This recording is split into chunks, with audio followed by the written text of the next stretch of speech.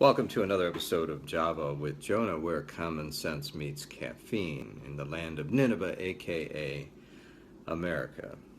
And for the next series of videos, we'll be looking at American forms of terrorism. You heard that right, American forms of terrorism.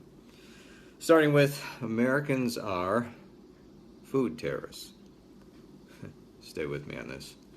Some 24,000 people starve to death every day in the world, according to UN figures, and over 1 billion people are food insecure, surviving mainly on a meager bowl of rice, maybe some beans, a day.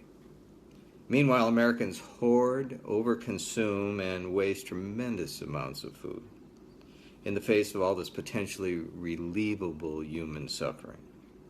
A Marino priest from America who had been in Cambodia, one of the poorest countries in the world, he'd been there for over a decade, told me that Americans were nothing short of food terrorists. Those were his words.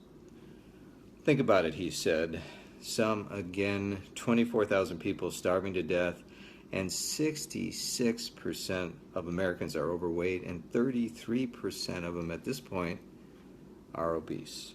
What's more, Americans waste, that is, let spoil or just simply throw away good food, 30% of its food.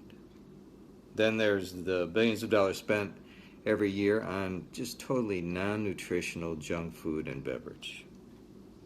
And taking this even a step further, how many Americans could start gardens and take the food savings to help even more in the third world? But hey, most of us don't have time because we've got to spend that 4 or 5 hours tonight in front of the screen while consuming some chips and some pop. There's enough food for everyone in the world. It's just that, again, many of us in the first world are hoarding it in all these different ways that I just talked about. See, we're the rich guy in the Lazarus the beggar and rich man parable in the Bible. We just don't see it. However, God does.